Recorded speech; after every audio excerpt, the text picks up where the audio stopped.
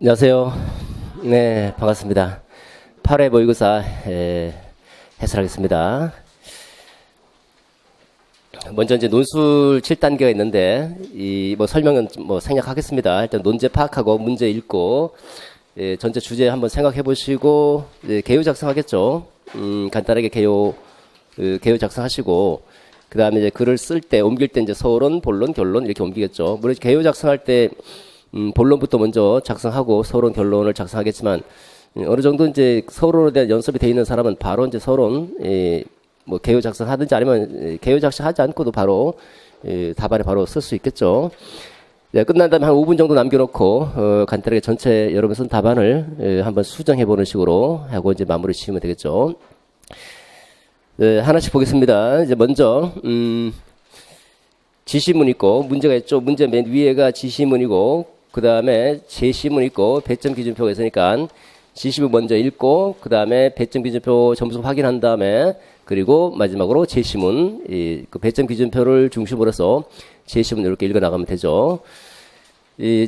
지난달에는 우리가 이제 문제가 여러 유형이 나오는데 문제 안에 어느 정도 힌트가 나와 있는 경우도 있어요. 힌트가 나와 있어서 그 힌트를 활용해서 답안을 쓰는 경우도 있고, 그 다음에 아예 힌트가 없이 그냥 모든 것들 다 머릿속에서 끄집어내야만 되는 그런 문제 유형도 있고, 그 다음에 사고력을 요하는 문제 유형도 있고, 그런 여러 가지 문제 유형에 좀 적응을 해야 되는데, 지난번 모의고사 때는 이제 그 제시문에 힌트가 있을 때 그걸 어떻게 활용하는가, 그 다음에 사고력 문제 두 가지 중심으로 접근했다면 오늘은 제시문 힌트는 거의 없습니다. 그다음 여러 머릿속에 있는 것을 끄집어내고 두 번째 사고력의 문제, 세 번째 적용력의 문제 요런 데 좀 초점을 맞춰서 문제를 제시했습니다.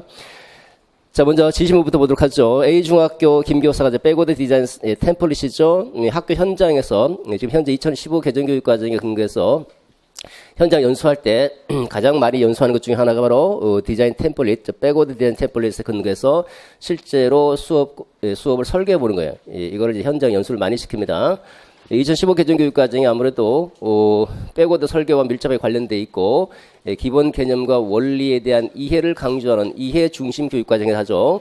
이해 중심 교육과정을 지향하고 있기 때문에 이 백워드 설계 근거에서 실제로 수업을 설계할 수 있는지, 그 실제로 수업을 설계하고, 실제로 그 백워드 설계 방식에 따라 수업을 운영하자. 이렇게 수업을 운영하는 이유가 이제 결과적으로 백워드 설계가 지향하고 있는 개념과 원리에 대한 학생의 이해력을 신장시키기 위한 거죠. 이해력을 신장시키기 위해서 2015 개정교육과정도 강조하고 있고, 학교 현장에 2015 개정교육과정이 실질적으로 구현하기 위해서는 학교 현장 선생님도 이런 백워드 설계 모형에 따라서 실제로 설계하고 수업을 진행할 필요가 있죠. 그런 차원에서 김 교사가 이제 백워드 디자인 템플릿을 근거해서 교육과정을 설계하고 있더라는 거고, 두 번째 학급 풍토 문제 이렇게 해서 주제가 수업의 실효성 제고를 위한 교사의 과제죠. 수업의 실효성을 높이려면 교사가 어떤 과제를 수행해야 되는가 이런 주제고, 그리고 이제 수업과 직결되는 부분이고 어떻게 하면 수업을 잘할 것인가라는 것과 이제 관련되는 주제다라고 볼 수 있겠고, 서본거리 형식을 갖춰서 첫 번째 논점이 단원 목표 설정하고, 수업을 우리가 진행하려면 이제 목표 설정부터 해야 되죠. 목표 설정하고 그 다음에 백워드 설계 모형에 따른 다음에 두 번째 나오는 게 이제 평가 계획이죠. 평가 계획, 그 다음 세 번째 수업 활동 계획. 백워드 설계 모형은 첫 번째 목표 설정, 두 번째 평가 계획, 세 번째 수업 활동 계획. 요걸 백워드 위긴소와 맥타이가 제시한 위긴소와 맥타이에 따르면 바수학이라고 하죠. 발언 결과의 확인, 수용 가능한 증거의 결정, 그 다음에 학습 경험과 수업의 계획. 일반적인 용어로는 목표 설정, 평가 계획, 수업 활동 계획 이렇게 하죠. 그래서 세 번째 평가가 끝났으면 이제 수업 활동을 계획하고 그 다음에 이제 학급 조직 풍토도 좀 살펴보자 해서 학급이 어떤 조직 풍토를 갖고 있는가, 과연 학급 조직 풍토가 수업의 실효성을 높일 수 있는 건지 아닌지도 한번 생각해보자라는 겁니다. 전체적으로는 수업의 실효성과 관련된 부분이다. 배점 기준표를 보도록 하죠. 15점과 5점으로 배정되어 있고 내용과 형식으로 나눠서 내용 부분을 보시면 샵 1에 등장한 영속적 이해의 개념, 이거 뭐 쉽죠, 그죠? 알면 쓰는 거고 모르면 못 쓰는 거고. 영속적 인디어링은 이제 지속적이라고 번역하기도 하고요. 영속적이다, 지속적이다. 두 번째 논점은 김교사가 고려한 영속적 이해죠. 그러니까 김교사가 고려하는 것이니까 김교사가 이제 이 이해 여러 개 중에서 어떤 이해를 고려하고 있는지 그걸 찾아내야 되겠죠. 찾아내고 그 다음에 명칭만 쓰는 게 아니죠. 여기선 명칭도 쓰고 두 번째 개념도 설명해 주셔야 된다. 예를 들어서 뭐 설해, 적관, 공자, 설명, 해석, 적용, 관점, 공감, 자기 지식이라는 이해 6가지 측면이 있을 때 그중에 어디에 해당되는지를 먼저 찾아야 되고 명칭.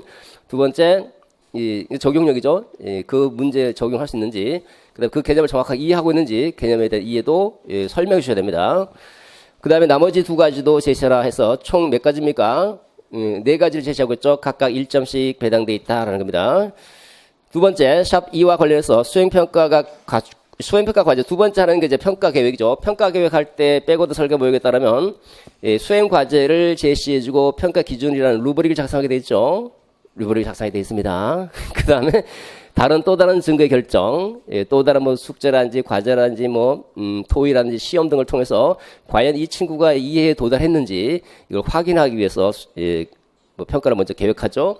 그러면 이제 수행 과제를 제시해야 되니까 수행 평가를 할 수밖에 없겠고 그 수행 평가와 관련해서 수행 평가 과제를 제시할 때 그 과제는 어떤 요건을 갖춰야 될 것인가 이거 써달라는 것이고 두 번째 수행 평가를 신뢰도 추적 수행 평가라고 하는 게 주관적인 평가이다 보니까 아무래도 주관이 개입되고 오차가 개입될 여지가 크죠. 그렇게 되면 그 점수를 못 맺겠다. 그 점수에 대한 신뢰도가 떨어질 수밖에 없고 그래서 신뢰도를 높은 수행 과제를 제시해야 되는데 그러면 어떤 방법으로 추정해서 할 수 있는가? 신뢰도 추정 방법이죠. 요 2가지 제시해주고 그다음에 평가할 때 백워드 모욕에 따라서 평가할 때는 교사가 평가할 수도 있고 학생이 자기를 평가할 수 있는 자기 평가도 있습니다. 자기 평가는 단독으로도 중요한 논점 중에 하나입니다. 자기 평가 그다음에 동료 평가 동료가 평가는 상호 평가 또는 동료 평가 전공에서도 중요한 논점 중에 하나죠. 자기 평가 동료 평가 그 자기 평가의 장점 요거는 좀 생각을 해서 그럴듯하게 말해 주시면 되겠죠. 대부분 아마 답을 받을 수 있을 것 같은데 말을 잘 해주셔야 됩니다. 그러니까 이렇게 주는 점수일 수도 있으니까 생각을 요구하고 있다고 하지만 뭐 자기 평가 왜 좋은가 잘하면 나올 수 있잖아요, 그죠? 여러분들 조금 더 신중하게 생각하셔서 그 다음에 세 번째 논점입니다. 샵 3에서 발견학습을 이제 수업 먼저 발견학습 형태로 하겠다라는 것이고 그 개념의 이해를 높이기 위해서 설명식 수업보다는 학생 스스로 개념과 원리를 발견하도록 발견식 수업을 진행하겠다라는 거고 그 발견식 수업을 할 때 학생의 발견학습을 촉진시켜야 되는데 어떤 조건이 갖춰질 때 발견학습이 촉진되는지 발견학습을 위한 발견 촉진의 조건 2가지 4개 중에서 이제 2개 써달라는 거고 요 발견학습의 요소와 촉진 조건 발견학습 조건을 구분하셔야 될 겁니다. 그 다음에 발견학습에서는 교사가 어떤 역할을 해야 될 것인가. 그 다음에 발견학습 중요한 논점 중에 하나이죠. 지금 다 중요한 논점입니다, 사실은. 영속적 이해라든지 수행평가, 그 다음에 발견학습, 아지리스 문화풍토, 다 중요한 논점입니다. 샵 4에 제시된 아지리스의 미성숙 성수 이론에 근거할 때 김 교사가 가정하는 인간관 어떤 인간관 하면 이제 행정학에서는 2가지 인간관이죠. X 이론에 근간 성악설의 인간관, Y 이론에 근간 성선설의 인간관 둘 중에 어디의 인간관인가 그것만 딱 알면 찾기는 쉬울 겁니다. 두 번째 학생의 자아 실현과 함께 학급 조직의 목표 달성을 위해 교사의 구체적인 방안 교사 어떤 방안을 세워야 될 것인가. 우리가 교육 행정이라고 해서 크게 보면 조직 이론인데 조직 이론이죠. 조직의 목표를 달성하고자 하는 건데 그 조직 속에 조직만 있는 것이 아니라 조직 속에 인간도 있죠. 그죠? 사람 인간이 아니라 개인 있죠. 그 조직은 그 조직의 목표를 달성하려고 할 것이고 조직의 목표는 조직의 과업을 통해서 목표를 달성하려고 할 것이고 개인은 개인의 욕구가 있다는 거죠. 개인의 욕구 이런 욕구 그러면 개인의 욕구는 또 어떻게 보면 자아 실현 욕구라고 볼 수도 있겠고 그래서 행정학에서는 이 둘을 조화시키는 게 매우 중요한 거죠. 조직 없는 인간 없는 조직 이게 아니라 조직의 목표도 달성하고 그다음에 개인의 욕구도 충족시킬 수 있는 이런 양자의 조화가 중요한 거죠. 그래서 우리 그 행정학의 이론적 전개를 보면 조직의 조직은 공식 조직이죠. 공식 조직을 강조하고 관료지적 조직을 강조하고 있고 조직의 목표를 강조하고 있는 거. 요거는 조직 목표를 상해서 과업을 과학적으로 관리하자. 라는 과학적 관리론이죠. 지나치게 조직만 강조하고 있잖아요. 인간적 측면, 인간의 사회적, 심리적 욕구를 무시하고 있잖아요. 그래서 나온 게 인간관계론이죠. 인간관계론은 개인의 욕구를 좀 강조하자. 개인의 욕구, 심리적 욕구, 사회적 욕구, 뭐 심리적 욕구 속에는 뭐 자아실현 욕구도 있을 것이고, 그러니까 다양한 사람과 어울리려고 하는 그런 사회적 욕구, 이런 욕구를 강조하는 것은 이 인간관계론이죠. 인간관계론. 그 다음에 이제 뭐 X 이론, 맥그레그의 X, Y 이론을 본다면 X, Y 이론에서는 X 이론은 이 조직의 목표, 이 조직 측면을 좀 더 강조하고 있고, 그래서 성악설의 인간관, 인간이 일하기 싫어하니까 이 일을 일을 하도록 지시하고 통제하고, 그 다음에 경제적 보상을 통해서 일을 할 수 있도록 동기를 부여해야 된다는 입장이죠. 반면에 맥그레그 Y 이론은 또 이쪽이죠. 인간은 자율적인 스스로 뭔가를 하고 싶은 욕구가 있다는 거. 일하기 싫어하지 않고 일하기를 좋아하고 스스로 자기를 지시하고 자기를 통제할 수 있고 책임을 질 수 있고 자기를 실현시키려고 하는 이런 욕구들을 갖고 있다는 거. 그냥 외적인 조건만 잘 정비해주고 이런 심리적 욕구를 충족시켜주면 된다는 거지. X 이론, Y 이론이죠. 요걸 이어받고 있는 게 이제 아지리스의 미성숙 성숙 이론이죠. 미성숙 이론은 이 부분을 강조하고 있고 Y, X 이론에 근거해서 관료제적 조직, 미성숙 풍토를 만들어내는 조직이고, 그 다음에 성숙 이론은 성숙한 인간을 취급하죠. 인간을 성숙한 인간으로 취급하고 있어서 Y 이론에 근간 성숙 조직 풍토를 만들어내고, 그 다음에 인간적 가치 체제를 따르는 이런 조직 풍토를 만들어내고 있죠. 이렇게 지도성을 발휘하더라도 지도자가 조직의 과업을 강조하는 과업 지향형의 지도성을 발휘할 것인가, 인간 지향형의 지도성을 발휘할 것인가라는 것도 역시 마찬가지로 이렇게 대비가 되고 있죠. 교육 행정 전반적으로 보면 다 결국은 이제 조직인데 조직이냐, 뭐 조직을 구성하고 있는 개인의 측면을 강조하느냐. 우리 시스템 체제 이론을 보더라도 뭐 사회 가정 모형으로 보더라도 체제적 관점에서 볼 때 요거를 강조할 수도 있고 요걸 강조할 수도 있죠. 그래서 제도 속에서 그 조직 사회 체제 속에서 인간의 행동은 어디서 나오는가? 여기서 나올 수 있고 여기서 나올 수 있죠. 양자의 서로 제도가 규정하고 있는 역할과 역할 비례, 그다음에 개인이 갖고 있는 인성과 욕구 성향 이 둘의 서로 상호작용에서 나온다. 이렇게 설명하는 이론 있잖아요, 그죠? 그러니까 전체적으로 보면 교육 행정은 전부 다 이 두 가지 가지고 이렇게 쭉 움직이는데 여기서는 지금 성숙한 인간으로 취급할 것인가, 미성숙한 인간으로 취급할 것인가 관련해서 인간관 그러면 이제 X 이론 인간관이 될 수 있고 Y 이론 인간관이 될 수 있는데 이제 어느 쪽에 있느냐라는 거. 그러니까 두 번째 학생의 자아 실현에서 결국은 학생의 인간의 개인의 욕구를 충족시켜 줄 것인가. 두 번째 조직의 목표라고 하는 거. 조직 이 목표에 초점을 맞출 것인가, 어디에 초점을 맞출 것인가. 사실은 중요한 거는 둘 다 충족하는 게 제일 중요하죠, 그죠? 관료적 조직 풍토 또는 이제 과학적 관리론, 인간관계론 둘의 조화를 추구하는 행동 과학론인 것처럼 사실 우리가 추구하고자 하는 것은 얘도 충족시켜주고 얘도 충족시켜주는 거. 그리고 두 가지의 조화를 위해서는 어떻게 해야 될 것인가 이것을 제시해달라는 조금 생각을 해보셔야 될 겁니다. 하나씩 보도록 하죠. 제시문 보겠습니다. 제시문. 자, 백워드 설계 모형에 따라 어떤 수업을 설계하고 여기까지가 수업의 설계 부분이고 그 다음에 마지막 부분은 이제 학급 조직의 풍토를 좀 바꾸자라는 거. 이렇게 두 가지로, 크게 보면 두 가지로 대별되고 있는데, 이렇게 해서 수업의 전체 실효성을 좀 높이자라는 거고, 첫 번째, 일단 우리가 수업을 전개하기 위해서는 백워드 설계 모형에 따라 수업을 전개할 때, 아까 말씀드린 대로 목표부터 설정하고, 평가 계획하고, 그리고 수업 활동을 계획하게 돼 있죠. 그죠? 그거 참고 자료가 뒤에 키워드 뭐라고 돼 있는데, 몇 페이지죠? 10페이지에, 키워드 정리라고 여러분 그 답안지 10페이지에 있으니까 그거 참고해서 들어주시면 됩니다. 구체적인 백워드 설계 모형의 구체적인 배경 이런 거 다 생략합니다. 뭐 우리가 뭐 이론 배우는 것도 아니고 이게 이제 그 성취 기준 중심의 교육 개혁 운동에서 비롯된 거죠. 성취 기준 중심, 교과서 중심으로 수업하다 보니까 학생이 성취 기준에 도달하지 못한 아이들이 너무 많아서 성취 기준 중심으로 교육하자. 교육과정에 제시되어 있는 성취기준 중심의 교육개혁운동에서 비롯된 건데, 그럼 우리가 목표를 설정할 때는 교육과정의 성취기준을 먼저 읽어보고, 성취기준 뭐 국어과든 수학과든 성취기준 쭉 읽어보면 그 속에 중요한 개념이 있다는 거죠. 빅 아이디어. 중요한 개념, 예를 들어서 과학과 교육과정을 쭉 읽어봤더니 이 단원에서는 빛은 직진한다는 사실을 이해하고 쭉 나오죠. 그러면 중요한 키워드가 뭡니까? 빛의 직진이다. 그죠? 빛의 직진. 그러니까 빛의 직진이 이 중요한 개념이 수업의 목표가 되는 거죠. 이걸 목표로 삼고, 그래야지 성취 기준 중심의 교육이 가능하잖아요. 중요한 개념을 수업의 목표로 삼고, 그 다음에 그 단원에서 1단원에서 예를 들어서 빛의 직진을 배우는데 1단원에서는 빛의 직진 현상을 설명할 수 있어야 되고 2단원 목표에서는 빛의 직진 현상을 다른 상황에 적용할 수 있어야 되고 이러다면 설명할 수 있다, 적용할 수 있다, 나름대로 비판적 견해를 가질 수 있다. 이런 것도 다 뭡니까? 이해잖아요, 이해. 그러니까 그 중요한 개념이 두 번째는 어떤 이해를 요구하고 있는지 이걸 바탕으로 해서 수업 목표를 설정하죠. 빛의 직진 현상을 설명할 수 있다. 빛의 직진 현상을 다른 상황에 적용할 수 있다. 이런 식으로 설해, 적관, 공자라는 5가지 이해 측면을 고려해서 수업 목표를 설정하죠. 그러니까 수업 목표는 일단은 중요한 빅 아이디어가 들어가 있어야 되고 두 번째 그걸 어떤 측면, 어떤 이해를 요구하고 있는지 이 두 가지가 반드시 들어가 있어야 되죠. 그래서 보시면 이제 이해 종류 보면 설명, 해석, 적용, 관점, 공감, 자기지식 이렇게 들어가 있죠. 이런 거. 그 다음에 이렇게 이제 수업 목표가 설정이 되면 그 다음에 하는 일이 그 목표에 도달했는지, 다시 말해서 목표라고 말하는 그 중요한 개념의 이해에 도달했는지 이해 정도로 확인해 봐야 된다. 이해 정도를 확인하기 위해서 평가를 계획하는 단계죠.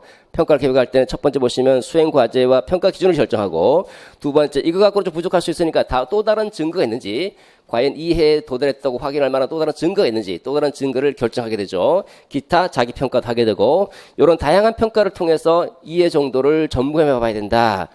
그 다음에 이렇게 이제 이해 정도를 점검하기는 평가 계획이 끝나면 그 다음에 수업 활동을 계획하죠. 수업 활동을 계획할 때 첫 번째 목표를 고려하고 두 번째 평가를 고려해서 이 두 가지 일관성을 유지하면서 목표와 내용과 평가가 논리 일관성을 유지할 수 있도록 수업 활동을 계획하는 거죠.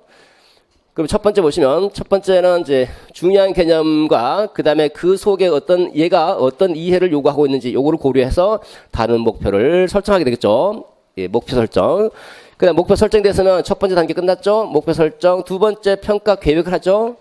평가 계획할 때 이해를 확인할 수 있는 평가를 계획하는데 이제 이 선생님은 평가 과제, 요 과제를 통해서 이해 정도를 확인해 보겠다라는 겁니다.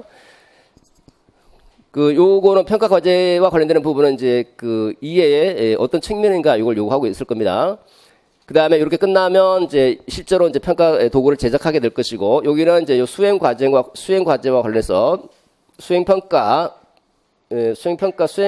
과제, 그 다음에 준거, 루브릭을 제작하고, 그 다음에 또 다른 증거가 있는지, 또 다른 증거도 또 만들어내고, 수행과제, 또 다른 증거, 그 다음에 자기평가도 해보자. 이렇게 평가. 그 다음에 끝나면 이제 다른 목표 설정과 평가 계획을 고려해서 일관성을 유지하면서 수업 활동을 계획하죠. 이 사람 수업 활동은 탐구 활동으로 수업 활동을 계획하고 있습니다. 하나씩 보겠습니다. 첫 번째 논점에서 우리가 봐야 될 것은 주제가 뭐냐, 두 번째 논점이 어떤 것이냐 이거 확인해 가면서 써야 되겠죠. 주제는 수업 실효성을 높이기 위한 교사의 과제가 뭔가라고 하는 것이고 논점은 백워드 설계 모의다라는 거고요. 그 백워드 설계 모의에 따라서 첫 번째 하는 일이 요거 다른 목표를 설정하는 일이죠. 여기서 논점의 영속적 이해가 뭐냐, 그 다음에 김교사의 영속적 이해 측면 한 가지, 나머지 두 가지 이렇게 제시하는 거죠. 좀 읽어보면 영속적 이해 개념은 지금 없잖아요, 그죠? 없으니까 여러분 머릿속에 있는 거 끄집어내야 되겠죠. 영속적으로 이해한다. 그러니까 세부적인 내용을 잊어버려도 오랫동안 머릿속에 남아있는 주요 빅 아이디어, 저 빅 아이디어에 대한 이해. 우리가 이제 뭐 과학 시간에 많은 것들을 배웠지만 세부적인 내용 다 잊어버리지만 그냥 빛은 직진한다 뭔지를 잘 모르겠지만 그렇게 흐면 그건 알고 있잖아요, 그죠? 빛은 그냥 직진한다는 정도는. 그리고 중요한 개념에 대한 이해는 남아 있는 거죠. 이걸 이제 영속적 이해다. 영속적 이해 개념 써주시고 두 번째 김 교사가 고려한 영속적 이해인데 지금 여기서 보면 영속적을 고려한다고 해서 뭐 어떤 영속적 이해를 고려했는지 안 나타났죠, 그죠? 근데 이제 평가 과제를 보면 이해 정도를 확인하기 위한 게 평가를 계획하는 것이니까 요걸 통해서 이해 정도를 확인하고 있으니까 이게 영속적 이해의 고려 사항이라는 거겠죠. 여길 토대로 해서 영속적 이해 중에서 어떤 이해 측면인지 찾아보시면 되겠죠. 다른 사람의 상황이나 감정, 관점을 이해하고 다른 사람의 감정을 이해하고 다른 사람의 관점을 이해하고 그다음 다른 사람의 의견, 매우 이상한 의견을 할 때도 그 사람의 의견을 이해할 수 있고 다른 사람의 개념을 이해할 수 있고 이거는 다른 사람을 내가 얼마나 이해할 수 있느냐는, 그죠? 다른 사람에 대해서 다른 사람의 감정이나 세계관을 얼마나 수용할 수 있는가와 관련되는 부분이니까 공감이다, 공감. 그래서 이해 6개 측면, 설명, 해석, 적용, 관점, 공감, 자기지식, 설회, 적관, 공자. 그 중에서 공감에 해당되고 공감의 의미를 설명해 주셔야 된다. 설명해 주고 하나 덧붙이면 이제 이렇게 이제 김 교사가 고려하고 있는 것이니까 김 교사 어떤 것을 말하는지 그거를 사례와 연결지어서 중요한 건 사례와 연계하는 거, 그러니까 제시문이죠. 재심은 연계. 두 번째, 설명을 충실할 것. 설명의 충실성. 그리고 공감이 무슨 말인지 설명 충실하게 해줘야 돼. 공감이다. 이거 땡 하면 점수 못 얻어요. 명칭 쓰라는 게 아니잖아, 지금. 명칭 쓰라고 할 때는 그냥 명칭만 쓰면 되는데, 뭐냐라고 물어보고 있으면, 공감이야. 내가 설명해줄게. 잘 들어봐. 이렇게 설명해 주셔야 되는 거죠. 거기 있는 표에 있는 그거 그대로 기억하시면 되겠죠. 근데 이제 재심을 연계해야 될 때도 있어요. 연계해야 될 때. 이 같은 경우는 좀 연계할 필요가 있는데, 사실 이때는 이것보다는 이게 더 중요한 거예요. 공감이 뭔지만 설명을 잘 해주면 돼요. 이건 부차적인 거. 여러 개 있으면 써주시고, 여러 개 있다 하더라도 이거 다 어떻게 씁니까? 그죠? 이거 두 줄 다 쓰는, 뭐 한참 써야 될 겁니다. 이거 그대로 가져오는 거잖아요. 그죠? 그대로 가져오면 어떻게 합니까? 제시문 있는 거 그대로 가져올 때는 반드시 따옴표 따와야 돼요. 따옴표를 따서 그대로 가져올 때. 근데 내가 이걸 다시 재구성해서 가져올 경우 따옴표 탈 필요가 없죠. 그죠? 예를 들어서 타인의 감정이나 관점, 의견 등을 이해하는 거. 요 평가 과제에 나와 있는 타인의 감정이나 의견을 이해하는 것은 공감에 해당된다. 이런 식으로 그냥 간단하게 다 갖고 올 필요 없고 간단하게 정리해서 다 갖고 오면 다 따옴표 쳐야 돼. 따옴표 그대로 갖고 오는 거니까 그 너무 시간 낭비죠. 너무 이 제시문을 언급할 때 연계할 때 너무 완벽하게 하려고 하지 마세요. 적당하게 막 갖고 내가 구색만 갖추는 거 이게 별로 중요한 것이 아니라 여기서는 이 설명을 하는 게 더 중요한 거다. 설명 됐죠? 그 다음에 나머지 영수주의의 두 가지 제시해 주시면 되겠습니다. 이렇게 해서 첫 번째 단계와 두 번째 단계 끝났습니다. 목표 설정, 바라는 결과의 확인, 두 번째 수용 가능한 증거 결정인 평가 계획 끝났죠? 그 다음에 이제 평가 계획에 맞춰서 평가 도구를 제작한다. 그러면 여기서 이제 수행 평가와 자기 평가가 나와 있죠. 바라는 결과 이해를 확인해야 되는데 확인하기 위해서 이제 평가를 계획할 때 수행 평가를 내고 평가 준거를 만들겠다. 평가 준거 루브릭을 하는 것도 매우 중요한 논점 중에 하나입니다. 루브릭의 개념과 특징도 기억해 두셔야 될 겁니다. 그 다음에 수행평가 과제를 만들 때 고려해야 될 사항이 어떤 것이 있고 두 번째 신뢰도를 확보해야 되는데 주관적인 평가다 보니까 신뢰도 확보 방안을 마련해 주자라는 거. 신뢰도 확보 매우 중요한 거예요. 우리는 수행평가는 굉장히 주관적이고 뭐 교사의 전문적인 평가이죠. 전문적인 평가이지만 주관적인 평가이기 때문에 그 점수를 못 맺겠다 해서 공정서 시비, 객관서 시비가 많이 나타나죠. 그래서 신뢰도를 확보하는 게 매우 중요하죠. 매우. 그래서 신뢰도를 확보하려면 채점 기준표를 만들어야 될 것이고 다수의 채점자가 채점해서 평가한다든지 채점자의 기본적인 소양을 갖춘다든지 채점자 훈련을 한다든지 여러 가지 것들을 통해서 신뢰도를 확보할 수 있는 방안을 만들어 놔야 되겠죠. 그죠? 그래야지 다음에 딴 얘기를 못하도록. 근데 신뢰도가 높은지 안 높은지 우리가 어떻게 하느냐? 이건 신뢰도 추정 방법을 통해서 추정해 볼 수 있겠죠. 11페이지로 가보겠습니다. 수행평가가 뭐냐? 일단 수행평가 개념도 물론 알아두셔야 되겠죠. 수행평가는 단순히 지식과 기능 태도를 물어보는 것이 아니라 지식과 기능과 태도를 활용해서 어떤 과제를 수행할 수 있는가 이걸 평가하는 거죠. 수행할 수 있는가 수행 과정과 결과를 보면서 그 학생의 지식과 기능 태도 등을 평가하는 게 수행평가죠. 1번과 2번 중에서 아무거나 기억하시면 되는데 수행평가에서는 라일에 우리가 지금 21세기 앞으로 지금 지향하고 있는 사회 21세기에서는 4차 혁명시대에는 뭔가 아는 것도 중요하지만 마치 뭔가를 할 수 있는 능력, 할 수 있는 이런 방법적 지식도 매우 요구되고 있잖아요. 그러니까 기존에 이렇게 평가도 이제는 아이들 진짜 그 지식을 활용해서 답을 만들고 산출물을 만들고 행동으로 나타낼 수 있는 거. 내가 수영을 안다고 해서 수영을 잘할 수 있는 건 아니잖아요. 수영에 관한 그런 명제적 지식은 알고 있어요. 어떻게 수영하고 팔 동작을 어떻게 하는지 다 알고 있어요. 수영해보라 그러면 아무것도 못할 수도 있잖아요. 그죠? 그러니까 라일에 말하고 있는 명제 지식과 방법 지식 양 차원을 볼 때 명제 지식도 물론 중요하지만 이것뿐만 아니라 방법 지식도 매우 중요한 사회다. 지금 사회는 수행평가는 이 명제 지식뿐만 아니라 방법 지식을 다 요구하고 있다는 거. 그래서 앞으로 우리 사회에서 강조하는 평가는 수행평가이고 학교에서는 다 수행평가 전부다. 그래서 최근에 얼마 신문에도 기사 났죠, 그죠? 수행평가 때문에 애들이 너무 힘들어한다고. 수행평가 과제도 많고 또 돈도 많이 들고 또 수행평가 때문에 학원에 의존하고 있고 뭐 그런 현상이 발견된다고 그러고요. 학원에 의존하게 되면 결국은 수행평가의 결과적 타당도가 떨어집니다. 어쨌든 그 수행평가라고 하는 거 이거는 이제 그 학생의 지식 뭘 알고 있는지 이것뿐만 아니라 뭘 할 수 있는지까지 요구하고 있는 이 학습의 지식의 명제 지식뿐만 아니라 라일이 보기에는 라일은 지식을 명제 지식과 방법 지식으로 나눌 때 명제 지식뿐만 아니라 방법적 지식까지도 요구하고 있는 평가고 결과뿐만 아니라 과정도 요구하고 있는 그런 평가죠. 우리는 이제 과정주의 평가를 많이 강조하고 있죠. 수행평가 특징 좀 봐두셔야 돼도 당연히 수행평가는 매우 중요한 부분이죠. 그 다음에 3번에 보시면 수행평가 과제가 갖춰 조건. 수행평가 과제를 제시할 때 어떤 과제를 제시해야 되는가? 수행평가는 단순히 암기하고 있는 내용을 확인하고 한 과제를 제시하면 안 되죠. 그죠?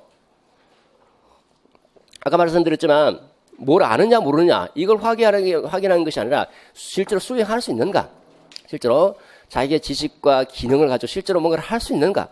답을 쓸 수 있고, 그 다음에 뭔가 어떤 산출물을 만들어낼 수도 있고, 그 다음에 실제로 수행할 수 있는 행동을 할 수 있는지, 이걸 할 수 있는 능력을 요구하고 있는 거잖아요. 그죠? 그렇다면 당연히 실제적인 과제를 제시해서 그 어떤 문제를 해결할 수 있는지, 실제 상황에서 문제를 해결할 수 있는지, 실제적인 과제를 제시하는 것이 중요하죠. 그런 과제를 제시해야 된다는 거.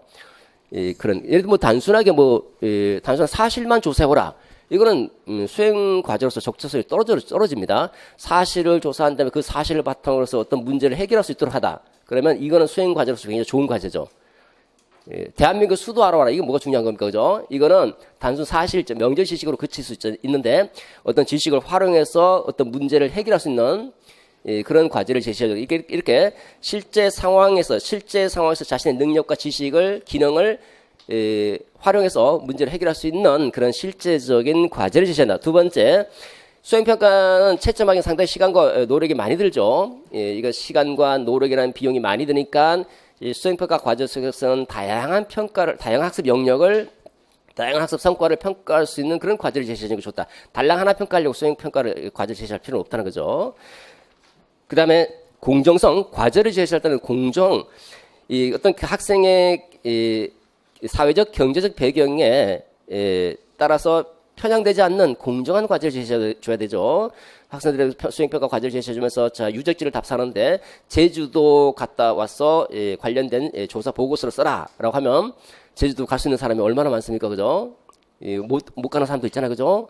그러면 공정하지 못한 과제가 되는 거죠. 그러면 사회 경제적 배경에 의해서 수행평가의 내용이 달라질 수 있다면 바람직한 과제라고 볼 수 없는 거죠. 그다음 채점이 가능해야 된다. 이런 것들은 이제 수행평가를 우리가 과제를 만들 때 여러분들이 학교 나가서 수행평가 과제를 만들 거 아닙니까? 수행평가 과제를 만들 때 반드시 고려해야 될 그런 요건들이다. 이 중에서 이제 하나 써달라고 하나 써주시면 되겠고. 그 다음에 이런 과제를 제시해서 이제 평가를 할 때 그 주관적인 평가이기 때문에 그 평가의 점수를 과연 신뢰할 수 있는가, 믿을 수 있는가, 라는 문제가 봉착이 되는 거죠. 그러면 신뢰도를 확보하기 위한 방안도 마련해야 되고, 두 번째, 신뢰도로 그냥 우리가 일반적으로 신뢰도를 추정한다면 이게 이 수행 평가 과제가 과연 신뢰도가 있는지, 신뢰도가 높은지 안 높은지 어떻게 추정할 수 있는가. 두 가지가 있죠. 거기 나와 있죠. 채점자 내 신뢰도라고 하는 것과 채점자 간 신뢰도, 요 두 가지 가지고 추정할 수 있다라는. 그러니까 점수를 믿을 수 있느냐라는 것이니까 채점했을 때 채점자 안, 내가 채점했는데 지금 채점했는데 길동이 봤더니 20점이고 하루 뒤에 기분 별로 안 좋아서 다시 채점했더니 재채점했더니 15점이고 뭐 5점의 오차가 발생하면 그 점수를 못 믿잖아요. 그죠? 신뢰도 떨어지죠. 그러니까 얼마나 일관성 있게 채점하느냐, 이게 채점자 내 신뢰도. 일관성 있게 채점하면 그 과제는 수행평가 과제에 대한 신뢰도는 높다고 볼 수 있고, 그 다음에 채점자 간에 여러 사람이 채점했을 때 서로 비슷하게 채점하는 거죠. 유사하게. 누구는 20점 나오고, 누구는 15점 나오고, 누구는 18점 나오고, 서로 점수가 막 이렇게 오차가 많이 발생하면 그 점수를 믿기 어렵죠. 채점자 간 신뢰도는 채점자 사이에서 얼마나 일치된 채점을 하는가, 얼마나 유사한 채점을 하느냐의 문제다. 요걸 가지고 신뢰도를 추정할 수 있고, 요거는 바로 객관도 관련되는 거죠. 객관도. 우리 객관도는 바로 객관도 두 가지로 구성됩니다. 채점자 내 신뢰도와 채점자 간 신뢰도. 시험 평가 도구가 얼마나 양호한가. 평가 도구를 우리가 제작할 때 그 평가 도구가 양호해, 좋은 평가 도구를 만들어야 되죠. 양호한 평가 도구를 만들려면 묻는 것을 제대로 묻고 있어야 되고, 그 다음 점수가 오차 없이 정확하게 점수가 나와줘야 되는 거고, 그리고 이렇게 내가 채점하든 다른 사람이 채점하든 점수 변동이 없어야 되는 거죠. 그래서 타당도를 갖추고 신뢰도를 갖추고 객관도를 갖추고 실용도를 갖춰야 되는데 그 타당도와 신뢰도는 이제 출제가 됐으니까 다음 타수는 이제 객관도일 것이고 이 객관도는 이거 두 개인데 수행평가에서 신뢰도 추정 방법은 이거 갖고 추정한다는 거 이거 갖고 이걸로 이렇게 바꿔서 신뢰도 추정 방법으로도 물어볼 수 있으니까 이렇게 같이 대비를 해주시면 되겠죠. 그 다음에 자기평가죠. 두 번째, 세 번째 논점이죠. 자기평가 스스로 자기를 학습 과정이나 학습 수준 등을 스스로 모니터링하고 평가해 나가는 거 자기평가죠. 자기평가. 자기평가의 장점 11페이지 좀엔 하단에 보십시오. 장점 자기를 되돌아보니까 뭘 되돌아보니까 자신의 이해 수준, 인지 수준, 학습 전략, 이해도, 인지 전략 이런 걸 점검해 볼 수 있죠. 그죠? 그러니까 자신의 이해에 대해서 주의 집중, 그다음에 뭐 부호화 전략 이해하고 부호하고 이런 것들 다 다시 한번 되돌아보는 거니까 메타 인지 능력을 신장시킬 수 있다라는 거고. 두 번째 보시면 새로 그 계획 목표 달성에 대한 계획을 수립하고 스스로 점검해 볼 수 있더라. 그리고 5번에 보시면 인지적 측면뿐만 아니라 정의적 측면까지도 통합적으로 개선할 수 있다. 그죠? 우리가 다시 각오를 다질 수도 있잖아요. 자기가 스스로 평가해보면서 내가 이 정도밖에 안 되나 하면서 더 불타는 의지를 가지고 앞으로 열심히 해야 되겠다 이렇게 생각하면서 이렇게 통합적으로 개선할 수 있다. 여러분들도 이제 뭐 이렇게 자기 스스로 이제 우리가 이제 시험을 보고 자기 스스로 한번 평가를 해보면서 자신 인지적 측면에서 어떤 문제가 있는지도 확인해보고 그다음에 다시 한번 동기나 열의를 다시 다짐해볼 수 있는 그런 좋은 계기가 된다는 거죠. 그 다음에 6번에 보시면 자기 학습과 평가를 통제하고 관리하면서 자기조절 학습. 이 자기조절 학습도 중요한 논점 중에 하나죠. 자기조절 학습, 자기주도 학습, 요런 역량도 개발할 수 있더라. 등등. 한 몇 가지, 이거는 뭐 상시적으로 쓸 수 있을 겁니다. 다음 세 번째 논점으로 가보도록 하죠. 수업 계획입니다. 발견학습이죠. 발견학습 관련된 부분입니다. 자, 여기 보시면 이게 이제 발견학습의 논점이 나와 있지만 관점이 주어지지 않아도 발견학습을 쉽게 알 수 있는 게 개념과 원리를 스스로 발견한다라고 되어 있잖아요. 그죠? 발견한다. 그러니까 발견학습이고 발견학습할 때 여러 가지 요소와 요소의 관련성을 파악하면서 개념과 원리를 발견해내죠. 그래서 여러 가지 요소의 관련성을 파악하니까 학습의 전이과가 촉진된다. 이 전이란 어떤 전입니까? 전이 이론에서 형태 이조설 다 잊어버렸네. 형태가 뭡니까? 게슈탈트는 요소와 요소의 관련성이잖아요. 요소와 요소의 관련성, 요소와 요소의 관련성을 파악하면서 의미 있는 조직체를 형성하는 거죠. 형태라고 해서 의미 있는 조직체입니다. 그러니까 요소와 요소의 관련성이라는 형태를 파악하게 되면 전이가 촉진된다. 이게 뭐예요? 형태 이조설. 형태 이조설은 발견학습과 일맥상통하죠. 발견학습은 형태 이조설과 관련되는 겁니다. 전이 이론서다 그러면 형태 이조설이다 이렇게 얘기해 볼 수 있겠죠. 그 다음에 세 번째, 수업의 전 과정에 능동적이고 주체적으로 참여해서 학습 과정에서 발견의 희열과 만족을 느낄 수 있도록 안내하자. 교사 역할, 뭐 안내한다, 뭐 이런 얘기 나와있네요. 그죠? 약간 힌트가 나와있죠? 한번 정리를 한번 해보십시오. 12페이지에 발견학습. 개념 있고 수업 이론 또는 발견학습의 요소, 지식의 구조, 계열과 학습 경향성 강화. 그다음에 발견학습의 조건 있죠? 조건 설명하겠습니다. 발견학습의 조건은 발견학습을 촉진하기 위한 조건입니다. 어떻게 하면 촉진할 수 있는가? 학습 태세, 요구 상태, 관련 정보의 학습, 연습의 다양성. 연습의 다양성은 트레이닝이라고 해서 훈련의 다양성이라고도 번역합니다. 태요 관련, 태세 세팅하고 요구 상태, 관련 정보 학습, 연습의 다양성. 이거 네 가지를 갖출 때 발견학습이 촉진된다. 첫 번째, 태세, 학습 태세. 이때 학습 태세는 마음가짐이죠. 우리가 요소와 요소의 관계를 파악해야 돼요. 요소와 요소의 관계를 파악해야 되는데 여러 가지 정보가 주어질 때 여러 가지 정보들이 어떤 관계에 있는지 그 관계를 파악하려고 하는 마음의 경향성. 이게 학습 태세다. 학습 태세. 이거 발견지향적인 학습 태세를 갖추고 있느냐, 암기지향적 학습 태세를 갖추고 있느냐에 따라서 발견학습이 촉진될 수도 있고, 애들 보면 막 암기하려고 그래요, 그냥. 그렇지 않고, 요소와 요소의 정보들 간의 관계를 발견하려고 하는 발견지향적인 태세를 갖추고 있을 때, 발견학습이 촉진된다. 촉진은. 두 번째, 요구 상태는 니드예요, 니드. 니드가 뭐예요? 요구. 요구 상태. 우리가 요구라는 것은 두 가지 의미가 있는데 첫 번째는 차이다, 격차다라는 의미가 있어요.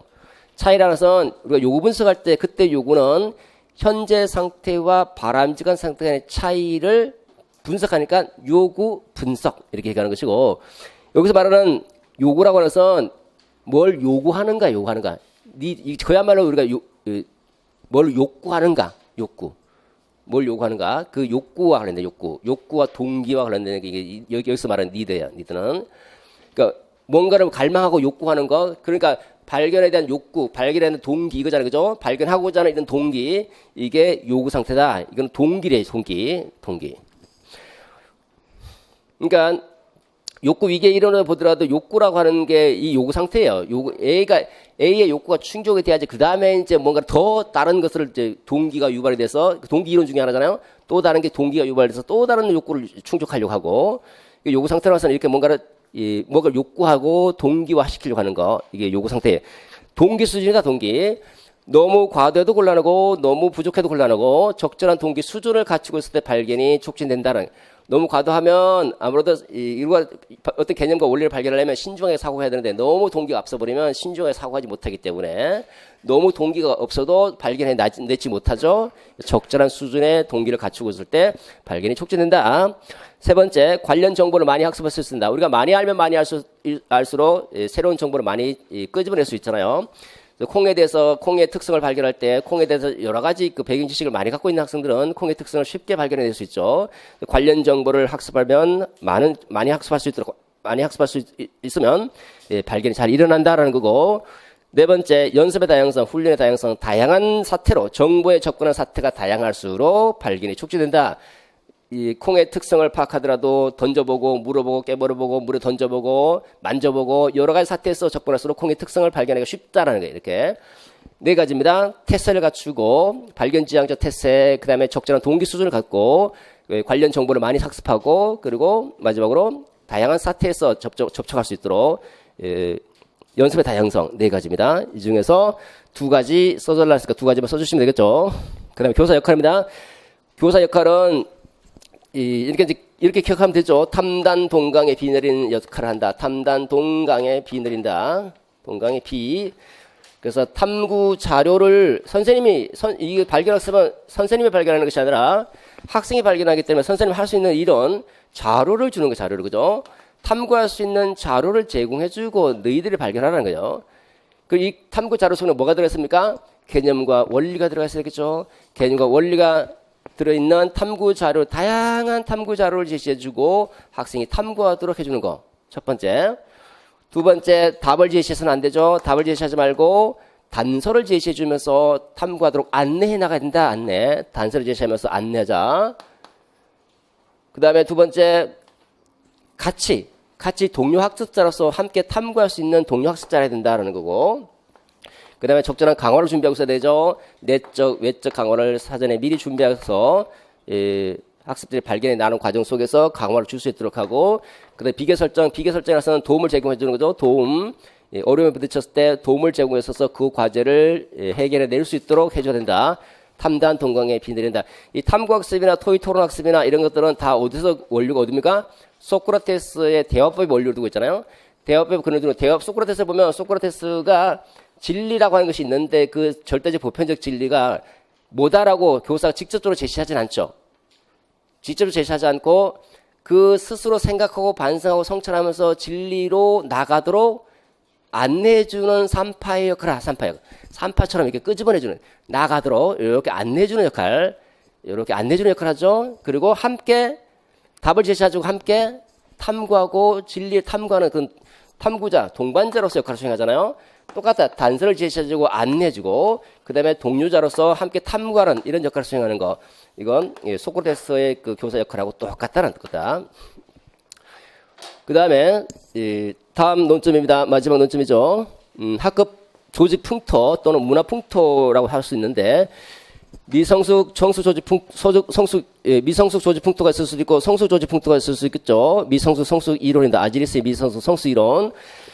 아지리스 미성숙 성숙 이론은 인간을 어떻게 보느냐, 성숙한 인간으로 취급하느냐, 아니면 미성숙한 인간으로 취급하느냐. 이렇게 성숙 그다음에 성숙 이론, 미성숙 이론 이렇게 나눠지죠. 성숙한 인간으로 취급하게 되면 학생이 취급함으로써 학생이 자아 실현도 하고 학급 조직 목표도 동시에 이룰 수 있는 방안을 만들자. 여기까지 딱 보면 인간을 어떻게 보겠다는 겁니까? 성숙한 인간을 긍정적으로 바라보겠다는 거죠. 그러면 X 이론과 Y 이론 중에서 X 이론에 근거한 성선설적 인간관을 김 교사가 지향하고 있다. 이렇게 말할 수 있겠죠. 성선설. 거기 여기 정리가 돼 있죠. 13페이지에 맥그렉의 X와 이론에 정리된 X 이론, Y 이론입니다.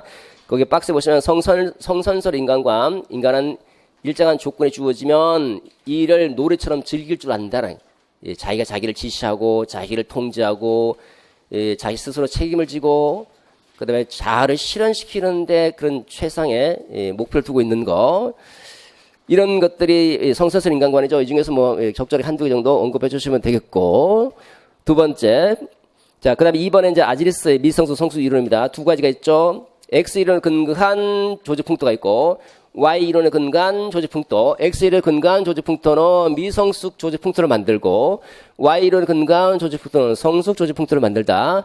이 미성숙한 조직 풍토 속에서는 인간을 부정적이고 미성숙한 인간으로 취급하죠. 부정적이고 미성숙한 인간으로 취급하면 신뢰하기는 인간과 서로 못 믿는다는, 부정적이니까 서로 의심 많은 인간관계가 형성되고, 서로 의심 많은 인간관계에서는 대인관계 능력이 저하되고 집단 간의 갈등이 발생하면서 결과적으로 학급 조직의 효과성도 떨어진다. 반대로 뒤집어서 성숙한 인간으로 취급하게 되면, 긍정적이고 성숙한 인간으로 취급하면 의심 많은 인간관계에서 신뢰하는 인간관계가 형성되고 대인관계 능력이 증가되고, 그다음 집단 간의 갈등보다는 집단의 협동이 증가되면서 결과적으로 조직의 효과성도 높아지더라. 그럼 어떻게 취급해야 될 것인가? 결론은 성숙한 인간으로 취급하는 성숙 조직 풍토를 만들어야 되겠다는 거예요. 그래서 여기서 성숙 조직 풍토, 그리고 성숙 조직 풍토를 만들 때 결국은 학생의 자아 실현도 가능하고 조직의 목표 달성도 지워버렸네. 가능한 두 가지 방안은 성숙 이론에 근거해서 성숙한 조직 풍토를 만들어내는 데 있더라. 구체적으로 써놨죠. 구체적으로. 그냥 성숙한 인간으로 취급한다. 성숙한 인간으로 취급한다. 이렇게 쓰면 안 되는 거죠? 왜? 문제가 구체적으로 써요. 구체적으로.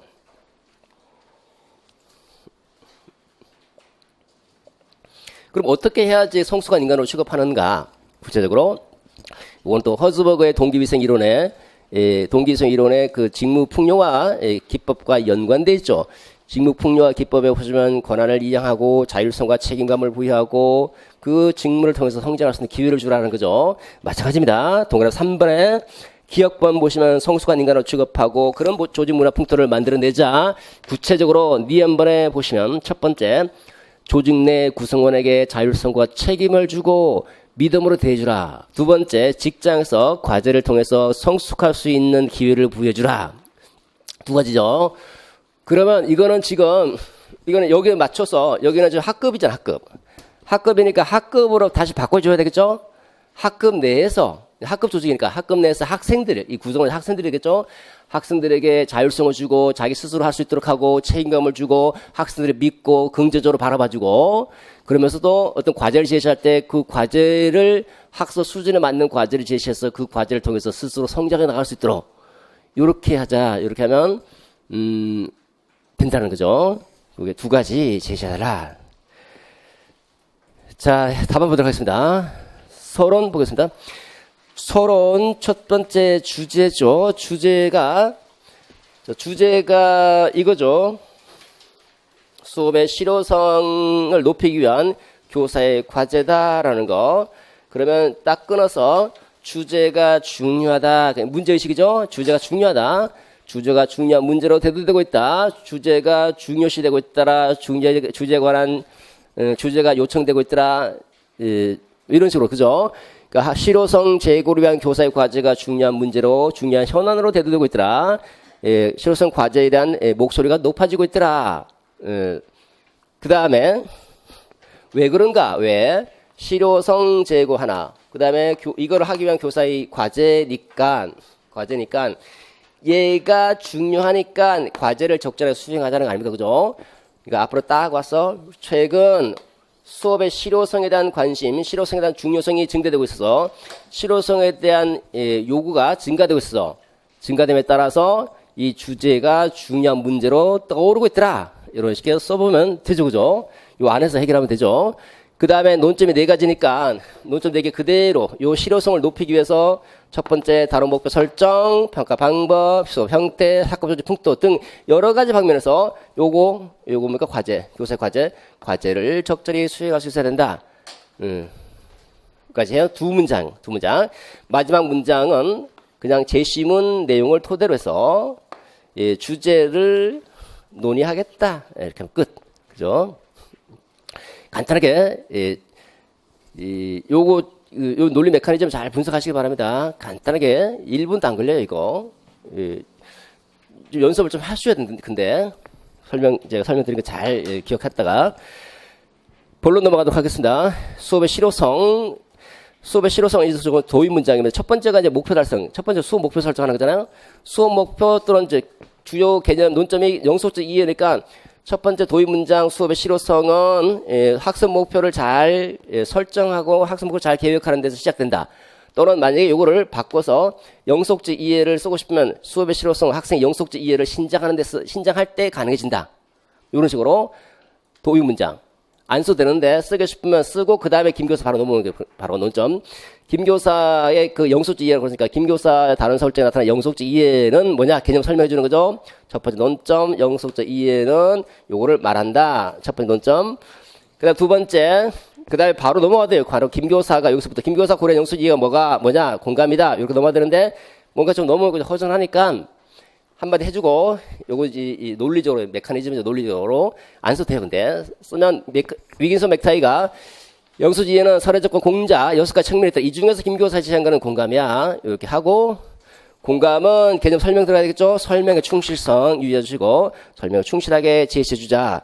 그 다음에 요거는 제시문입니다. 여기서부터 여기까지. 제시문 연계, 설명의 충실성, 두 번째, 제시문 연계. 제시문 연계는 여기는 굳이 안 해도 돼요. 하고 싶으면 이렇게 간단하게 평가 과제는 아까 그 있는 거니까 그대로 따오는 거예요. 평가 과제에 제시된 타인의 감정, 관점, 의견, 이해는 공감적 대표적인 사례다. 다음 마지막 논점 이외에 영수적 이해 쓰라서 이해 영수적 이해는 설명하면 첫째 설명이다. 설명은 어떻다. 설명해 주시고 세부 내용 설명 생략하겠습니다. 이 키워드가 이거예요. 왜 어떻게를 중심으로 서술할 수 있는 능력이다. 요 하나만 써줘도 되고요. 그 다음에 두 번째 해석은 의미, 키워드가 의미입니다. 그 다음에 다 썼으면 이제 주제 문장 써줘야 되겠죠. 주제와 연계해야 되니까. 이와 같이, 자, 여기 주제가 수업의 실효성이잖아요. 그죠? 이게 주제가 수업의 실효성을 어떻게 높일 것인가. 그 수업의 실효성을 높이자라는 거 하고, 그 다음에 이 전체 논점이 영속적 이해잖아요. 그 영속적 이해를 갖고 오든 아니면 학습 목표를 갖고 오든 둘 갖고 와서 쓰면 되겠죠. 그러면 이 개념에 대한 이해를 높이기 위한 학습 목표를 잘 설정하는 학습 목표를 잘 설정해야지 수업의 실효성이 높아진다. 이게 첫 번째 과제다. 우선적 과제다. 또는 영속적 이해를 갖고 오면 학생의 영속적 이해를 신장할 수 있는 방향으로 수업을 설계할 때 수업의 실효성이 높아질 수 있다. 이렇게 하든지 딱 주제 플러스 논점 두 가지 잘 연결해서 주제 문장을 써주면 되겠죠. 주제문. 이렇게. 주제, 요거 키워드 주제어. 그 다음에 논점, 영속적 이해니까 영속적 이해를 갖고든, 이 전체가 수업 목표를 설정하는 것인가 목표를 갖고든, 이렇게 쓰면 되겠죠. 다음 두 번째 논점입니다. 실효성 제고를 위해서는 두 번째가 평가잖아요. 그죠? 평가도 참 중요하다. 평가도 잘해야 된다. 이런 한마디 써주고 요거는 도입 문장입니다. 도입 문장은 안 써도 돼요. 근데 써주는 게 훨씬 논리적인데 시간이 없으면 그냥 넘어가시고 첫 번째 실효성 제고 키워드 있잖아요. 그죠? 주제 이걸 위해서는 평가를 적절히 하는 것도 중요하다. 그 다음에 그리고 요건 첫 번째 뭡니까? 평가가 갖추어야 할 과제 갖춰야 할 요건이니까 수험평가 과제는 요건을 갖춰야 된다. 채점 시간 많이 걸리니까 다양한 학습 성과를 평가할 수 있는 요건 또는 실제적인 과제라는 요건, 실제적인 과제라는 요건을 갖춰야 된다. 두 번째, 신뢰도 추정 방법이죠. 예, 신뢰도는 다음과 같이 추정할 수 있다. 바로 들어와도 되는데 뭔가 좀 어색하니까 여기서 여기까지가 연결짓는 또 논리적 연결 문장이에요. 여러분들이 안 써도 돼, 근데. 그러나 수행평가나 주관적인 평가가 신뢰도 확보하는 게 중요하다. 신뢰도는 이렇게 추정할 수 있어. 첫 번째, 채점자 내 신뢰도 역시 설명해 주셔야 됩니다. 설명 안 해주면 점수 못 받죠. 설명의 충실성. 두 번째, 채점자 간의 신뢰도 역시 설명의 충실성. 한 문장이면 돼, 그냥. 한 문장. 항상 한 문장 또는 두 문장만 외우고 있으면 되는 거예요. 내가 딱 쓸 만큼만, 쓸 만큼만. 그 다음에 한편 두 번째 자기평가잖아요. 자기평가를 실시하면 어떤 장점이 있는가? 얘가 하나니까 이제 첫째도 쓸 필요 없잖아요. 그죠? 바로, 예, 장점, 요건, 그 다음에, 예, 추정 방법. 끝. 그 다음에 다시 주제 문장 써줘야 되겠죠? 이처럼 교사 수업 실용성 역시 주제죠. 주제어. 수업 실용성을 제공하려면 이 논점이 뭡니까? 논점이 수행평가 잘하자, 자기평가 잘하자 두 가지잖아요. 그죠? 수행평가와 자기평가니까 이게 논점은 수행평가와 자기평가하고 그 다음에 수업 실효성 어떤 관계가 있는지 따져보자. 이런 다양한 평가를 해야지 수업의 실효성을 높아질 수 있다는 거죠. 그래서 이런 수업 실효성 이해 정도로 확인하기 위한 수행평가나 자기평가 등 다양한 평가를 미리 계획해둬야 된다. 이렇게. 다음 세 번째 논점입니다. 그 다음에 이제 수업 활동 계획 단계잖아요. 샵 3은 이제 수업 활동. 샵 1, 샵 2, 샵 3. 이거 써야 되나 안 써야 되나? 써도 되고, 안 써도 되고. 마음대로요. 마음대로. 그게 별로 중요한 게 아니에요. 그거는. 그 질문하시더라고. 선생님, 샵 1, 샵 2 이거 써도 되냐고 물어보시더라고. 그럼 뭐가 중요한 겁니까? 써도 되고, 안 써도 되고, 전혀 관계없어요. 자, 이 전체 그가 이제 앞에 전체 지시문 자체가 백워드 템플릿에 근거하고 있으니까 그대로 따라가 보면 수업의 실효성은 목표 1단계, 평가 2단계, 일관성 고려하면서 수업 활동 계획하자. 수업 활동 계획. 요게 3단계잖아요. 그죠? 1단계, 2단계, 3단계. 수업 활동 계획. 요 도입 문장 역시 마찬가지로 안 써도 되고요. 그다음부터 이제 발견학습을 촉진하는 조건, 뭔가 좀 허전하잖아요. 바로 들어오기가. 발견학습 한마디라도 해주고 넘어오는 게 훨씬 낫잖아요. 그죠? 물론 안 써도 돼요. 점수 안 들어가니까. 그렇지만 그냥 발견학습은 스스로 발견하는 거다. 이 정도. 그 다음에 이 발견학습을 촉진하려면 어떻게 될 것인가? 첫째, 테스트. 두 번째, 요거 안 써도 되겠죠? 간단히 한 문장씩만 쓰면 돼요. 두 번째, 요구 상태, 적절한 동기 수준이 요구된다. 됐죠? 그 다음에 다음 논점. 발견학습에서 교사 역할이죠? 교사 역할 첫째, 탐구자료 잘 제시해주자. 이 탐구자료 속에는 이 여러 가지 개념과 원리가 들어야 된다. 두 번째, 적절하게 안내주자. 답 주지 말고 단서 제공하면서 안내주자. 요거. 요 두 가지 썼죠? 아무거나 써도 되겠죠? 그럼 다시 주제 문장입니다. 이처럼 수업의 실효성 주제요. 그 다음 전체적으로 보면 논점 두 가지잖아요. 첫 번째 논점 뭡니까? 발견학습의 촉진 조건. 발견학습의 조건. 두 번째, 교사 역할. 촉진 조건을 잘 갖추면서 그 다음에 교사 적절한 역할을 수행해 줄 때 수업의 실효성이 높아진다. 그죠? 또는 수업의 실효성을 높이려면 교사가 이 두 가지 과제를 적절하게 수행해야 된다. 발견학습의 촉진 조건과 역할을 수행하는 이 두 가지 과제를 적절하게 수행해줘야 된다. 뭐 그렇게 쓰면 되잖아요. 이처럼 수업의 실효성 높이려면 교사는 발견학습 조건을 갖추고 자신의 역할을 적절히 수행할 것이 요구된다. 마지막 논점입니다. 마지막은 학급 조직 풍토죠. 그러니까 수업의 실효성은 학습 조직 풍토와도 무관하지 않다. 학습 조직 풍토와도 관련성이 있더라. 이 학급 조직, 그 도입 문장, 다시 아지리스가 들어가는데, 아지리스도 이제 바로 들어오면 이제 논점이 이 아지리스 이 미성숙 성숙 이론을 근거할 때 김 교사가 가정하는 인간관이니까 바로 김 교사가 가정하는 인간관은 이렇게 성선설의 인간관이다 이렇게 바로 넘어와도 되는데 아무래도 아지리스가 지금 나왔으니까 한마디 언급하고 들어오는 거예요. 한마디. 아지리스 따르면 성숙 조직풍토, 미성숙 조직풍토 또는 미성숙 이론, 성숙 이론을 제시했더라. 여기 근거할 때 이렇게 바로 들어와 되고요. 이에 근거할 때 김 교사는 성선설 인간관을 가정한다. 뭐 이렇게. 여기는 김 교사 학급은 성숙 조직풍토에 해당되고 성숙 조직풍토에서는 Y 이론이 근거한 성선설 인간관을 가정한다. 조금 말을 많이 썼는데 그냥 성선설 인간관 요 하나가 나와야 되고 역시 설명 들어야 되겠죠? 설명. 많은 게 필요 없어. 그냥 일하기를 싫어하지 않고 자기가 스스로 지시하고 통제할 수 있다. 자기 실현에 최상의 보상을 둔다. 자기 실현에 최상의 목표를 둔다. 뭐 등등. 한 2개 정도만 써도 되겠죠. 설명해 주시고. 그 다음에, 여기 이제 제시문이죠.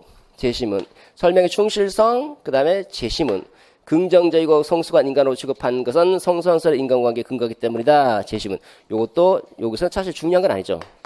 예, 이게 설명을 충실하게 하고 제시문 언급하면 가장 완벽한데, 왜냐하면 그 제시문에서 지금 김 교사가 어떻게 보고 있느냐 이렇게 찾아라 그랬으니까 요 점이 바로 그것이다 이렇게 근거를 제시하는 게 가장 완벽한데, 사실 여기 점수를 매긴 다음에 이거보다는 이거 중심으로 점수를 매길 가능성이 높죠. 여기서는. 그 다음에 두 번째 마지막 논점이죠. 김 교사 첫째 학생 자아 실현. 두 번째 학급 조직의 목표 달성을 이루기 위해서는 어떻게 해야 될 것인가. 방안 제시하라. 방안 첫째, 아까 설명드렸던 것처럼 학급 내 학생들에게 학급 활동, 학습 활동에서 자율성 책임을 넓혀주고 믿음을 대주고, 또는 학습 활동할 때 학생의 자율성, 성숙한 인간으로 취급하고 어쩌고 이런 얘기를 해주고, 약간 주는 자율성을 자유롭게 보고 있는지, 긍정적으로 바라보고 있는지 그런 것들 중심으로. 두 번째, 다양한 과제를 제시해주고 학급 과제, 학습 과제, 학급 활동 과제, 그 과제에서 성숙할 수 있는 여러 가지 기회를 제공해줘야 된다. 주제 문장입니다. 이처럼 수업의 실효성 주제. 자, 학급 조직 풍토가 어떤 조직 풍토입니까? 인간적인 조직 풍토죠, 그죠? 또는 성수 조직 풍토다. 인간적 조직 풍토, 성수 조직 풍토를 만들어낼 때 수업의 실효성도 더욱 높아질 수 있다. 이렇게 정리할 수 있죠. 학급 조직 풍토를 이렇게 성수 조직 풍토로 개선해 나갈 때 수업의 실효성이 높아질 수 있다. 이것도 중요한 과제다. 이렇게. 결론입니다. 결론 전체 주제 다시 한번 생각해 보면 전체 주제가 수업의 실효성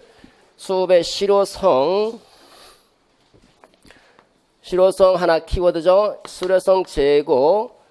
두 번째, 교사의 과제 수행. 교사의 과제.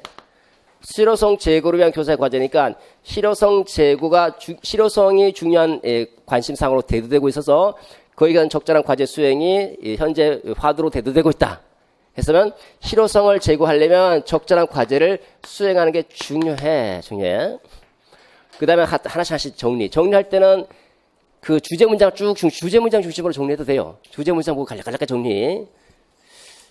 교사는 영속적 이해를 반영해서 수업 목표 설정하고, 학생 이해 정도를 확인한 평가를 계획하고, 나아가서 발견학습을 구안하고 스스로 발견학습을 촉진할 수 있도록 안내하자. 더불어서 학생을 성숙한 인간으로 취급하고 그러한 학급 문화 풍토를 조성한 일에 최선의 노력을 경주해 나가야 될 것이다. 됐습니다. 수고했습니다. 파이팅 하십시오. 마치겠습니다. 네.